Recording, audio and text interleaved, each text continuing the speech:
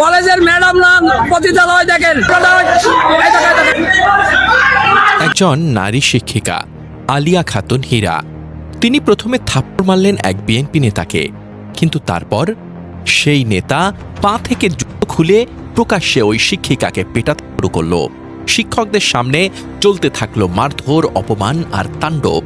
আর সবচেয়ে ভয়ঙ্কর দৃশ্যটা, অধ্যক্ষ বসে বসে সব দেখলেন, কিন্তু টু শব্দটুকুও করলেন না। এখানেই আসে বড় দুটি প্রশ্ন। কি এমন ঘটেছিল যে একজন শিক্ষিকা একজন নেতার গায়ে হাত তুললেন?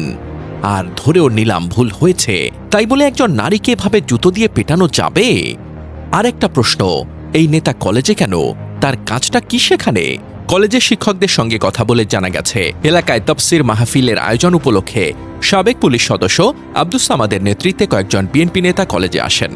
তারা অধ্যক্ষের সঙ্গে কথা বলার সময় আলিয়া খাতুন ভিডিও করছিলেন। জয়নগর ইউনিয়ন কৃষক দলের সভাপতি জয়নাল আবেদিন প্রদর্শক আলিয়া খাতুনের মুঠোফোন কেড়ে নিতে বলেন। আফাজউদ্দিন তার মুঠোফোন কেড়ে নিতে যান, তখন আলিয়া তাকে থাপ্পড় মারেন। এ নিয়ে তর্কাতর্কি হয়। মুঠোফোন কেড়ে নেওয়ার পর আলিয়া খাতুন নিচে এসে আফাজউদ্দিনকে ধাক্কা দিয়ে ফেলে দেন। এদিকে একই সময় কলেজের পুকুরের ইজারাদার মৎস্য ব্যবসায়ী ও বিএনপির কর্মী শাহাদাত আলী অধ্যক্ষের সঙ্গে কথা বলতে আসেন। তার বিরুদ্ধে কলেজের পুকুর ইজারা নিয়ে টাকা না দেওয়ার অভিযোগ রয়েছে। শাহাদাত আলীর সঙ্গে কথা কাটাকাটির এক পর্যায়ে শাহাদাত আলীকে থাপ্পড় মারেন আলিয়া খাতুন। তখন শাহাদাত আলী পা থেকে স্যান্ডেল খুলে আলিয়া খাতুনকে পেটাতে থাকেন। এই খবর পেয়ে শাহাদাত আলীর ছেলে লিটন ও কর্মচারী মাহবুব গিয়ে অধ্যক্ষ এবং আলিয়ার ওপর হামলা চালান। কলেজের শিক্ষকেরা জাতীয় জরুরি সেবার 999 নম্বরে ফোন করলে পুলিশ আসে। পুলিশ সবাইকে বের করে দিয়ে পরিস্থিতি শান্ত করে। বেলা 1:15টার দিকে কলেজ থেকে সবাই বেরিয়ে যান। বেলা 2টায় পরীক্ষা শুরু হয়। পরীক্ষা শুরুর পরে বিএনপির 40 থেকে 50 জন নেতাকর্মী কলেজের ভেতরে ঢোকেন। তারা কলেজের অধ্যক্ষের কার্যালয়ে ঢুকে অধ্যক্ষ আব্দুর রাজ্জাক ও আলিয়া বেগমকে ব্যাপক মারধর করেন। কলেজের কার্যালয় ভাঙচুর করেন।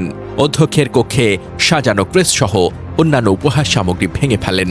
এরপর পুলিশ এসে পরিস্থিতি নিয়ন্ত্রণে আনে। এ ব্যাপারে শাহাদাত আলী বলেন, আওয়ামী লীগের আমলে তার টাকা পয়সা পরিশোধ আছে।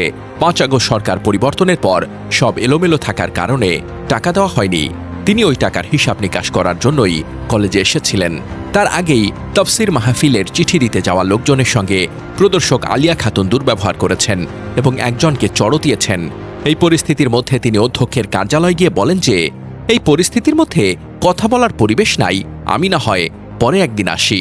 শাহাদাত আলী বলেন, অধ্যক্ষ মহোদয় বিষয়টি আন্তরিকভাবে নিলেন, কিন্তু পাশ থেকে আলিয়া বলে ওঠেন, তুই ওদের সঙ্গে করে নিয়ে এসেছিস, তুই কিসের বিএনপি নেতা?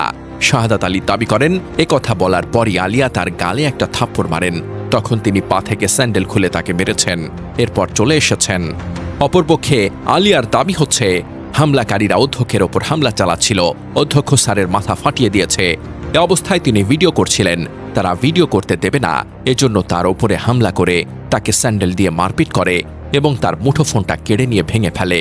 তিনি আর ফোন পাচ্ছেন না, আর অধ্যক্ষ স্যারের মুঠোফোনটি হামলাকারীরা ভেঙে পুড়িয়ে দিয়েছে। এ বিষয়ে কলেজের অধ্যক্ষ আব্দুর রাজ্জাকের সঙ্গে কথা বলার জন্য বারবার চেষ্টা করা হলেও তাকে ফোনে পাওয়া যায়নি। কলেজের অন্য শিক্ষকেরাও তার বাসার ঠিকানা বলতে পারেননি। দুর্গাপুর থানার ভারপ্রাপ্ত কর্মকর্তা পঞ্চনন্দ সরকার আজ শুক্রবার দুপুরে প্রথম আলোকে বলেন, তিনি ঘটনাস্থল পরিদর্শন করেছেন, এখন পর্যন্ত কোনো পক্ষ অভিযোগ করেনি।